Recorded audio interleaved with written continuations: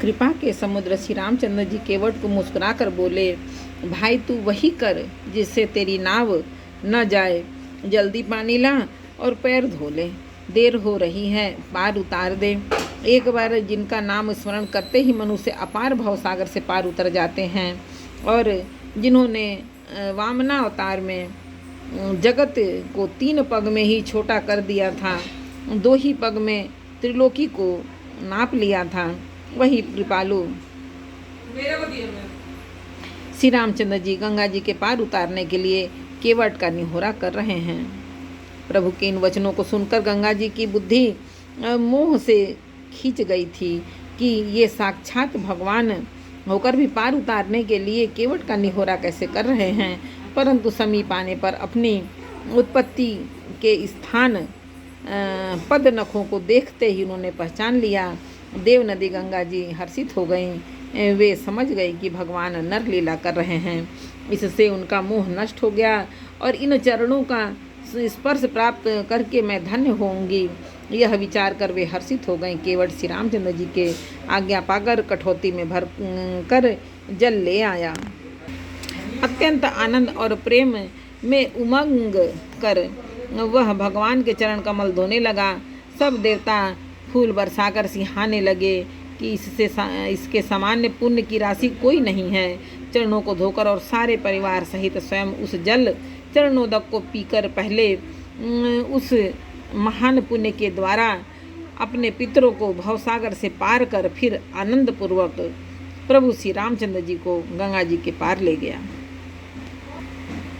निषाद राज और लक्ष्मण जी सहित श्री सीता जी और श्री रामचंद्र जी नाव से उतरकर गंगा जी की रेत बालू में खड़े हो गए। तब केवट ने उतरकर दंडवत की। उसके दंडवत करते देखकर प्रभु को संकोच हुआ कि उसको कुछ दिया नहीं।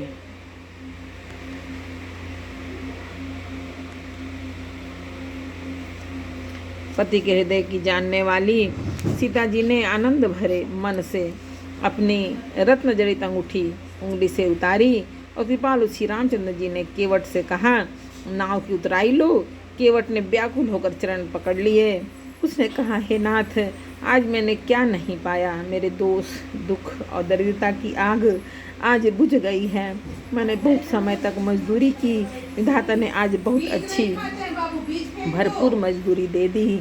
हे नाथ, हे दीन दयाल, आप कृपा से अब मुझे कुछ नहीं चाहिए। लौटते बार आप मुझे जो कुछ देंगे वह प्रसाद में सिर चढ़ा कर लूँगा।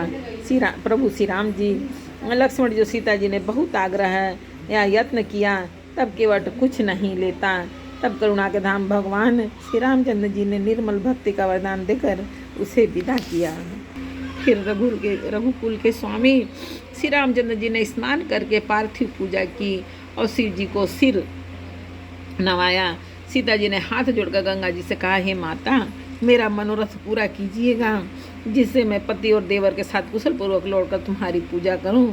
सीता जी की प्रेम रस से सनी हुई विनती सुनकर तब गंगा जी के निर्मल जलों में से श्रेष्ठ वाणी हुई, हे रघुवीर की प्रियतमा जानकी, सुनो, तुम्हारा प्रभाव जगत में किसे नहीं मालूम है।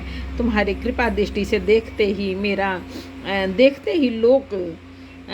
ही लोग लोकपाल हो जाते हैं। सब सिद्धियां हाथ जोड़े तुम्हारी सेवा करती हैं। तुमने जो मुझको बड़ी विनती सुनाई, यह तो मुझ पर कृपा की और मुझे बढ़ाई दी है। तो भी हे देवी, मैं अपनी वाणी सफल होने के लिए तुम्हें आशीर्वाद दूंगी। तुम अपने प्राणनाथ और देवर सहित कुशल पूर्वक अयोध्या लौटोगी। तुम्हारी सारी मनोकामनाएं पूर्ण होंगी और तुम्हारा सुंदर यश जगत भर में छा जाएगा। मंगल के मूल गंगा जी के वचन सुनकर देव नदी को अनुकूल देखकर सीता जी आनंदित हुईं। तब प्रभु श्री रामचंद्र जी ने निषाद राज गुह से कहा कि भैया, अब तुम घर जाओ। यह सुनते ही उसका मुख सूख गया और हृदय में उदाह उत्पन्न हो गया। गुह हाथ जोड़कर दीन वचन बोला, हे रघुकुल शिरोमणि, मेरी विनती सुनिए। मैं नाथ आपके साथ रहकर रास्ता दिखाकर 4 कुछ दिन चरणों की सेवा करके हे रघुराज, जिस वन में आप जाकर रहेंगे वहाँ मैं सुंदर कुटी पत्तों की कुटिया बना दूंगा। तब मुझे आप जैसी आज्ञा देंगे, मुझे रघुवीर आपकी दुहाई है, मैं वैसा ही करूँगा। उसके स्वाभाविक प्रेम को देखकर श्री रामचंद्र जी ने उसको साथ ले लिया। इससे गुह के हृदय में बड़ा आनंद हुआ। फिर गुह निषाद राज ने अपनी जाति के लोगों को बुला लिया और उनका संतोष करा के तब उनको विदा किया। तब प्रभु श्री रघुनाथ जी, गणेश जी और शिव जी का स्मरण करके तथा गंगा जी को मस्तक नवाकर सखा निषाद राज, छोटे भाई लक्ष्मण जी, सीता जी सहित वन को चले। उस दिन पेड़ के नीचे निवास हुआ। लक्ष्मण जी और सखा गुह ने विश्राम की। तब सब सुव्यवस्था कर दी। प्रभु श्री रामचंद्र जी ने सवेरे प्रातः काल की सब क्रियाएं करके जाकर तीर्थों के राजा प्रयाग के दर्शन किए। उस राजा का सत्य मंत्री है, श्रद्धा प्यारी स्त्री है और श्री वेणी माधव जी सरीखे हितकारी मित्र हैं। 4 पदार्थों अधर्म, अर्ध, काम और मोक्ष से भंडार भरा है और वह पुण्यमय प्रांत ही उस राजा का सुंदर देश है। प्रयाग क्षेत्र ही दुर्गम, मजबूत और सुंदर गढ़ किला है, जिसको स्वप्न में भी पाप रूपी शत्रु नहीं पा सके हैं। संपूर्ण तीर्थ ही उसके श्रेष्ठ वीर सैनिक हैं, जो पाप की सेना को कुचल डालने वाले और बड़े रणधीर हैं। गंगा, यमुना और सरस्वती का संगम ही उसका अत्यंत सुशोभित सिंहासन है। अक्षय वट छत्र है और मुनियों के भी मन को मोहित कर लेता है, जो मुनियों के भी मन को मोहित कर लेता है।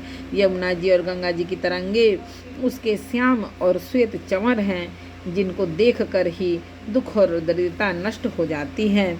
पुण्यात्मा पवित्र साधु उसकी सेवा करते हैं और सब मनोरथ पाते हैं।